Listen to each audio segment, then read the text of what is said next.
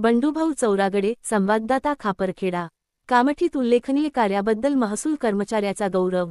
कामठी तहसील कार्यालय कामठीच्या वतीने महसूल दिन सप्ताहाच्या कार्यक्रमात उल्लेखनीय कार्य करणाऱ्या कर्मचाऱ्यांचा शाल, श्रीफळ, प्रशस्तीपत्र, पुष्पगुच्छ देऊन गौरव करण्यात आला।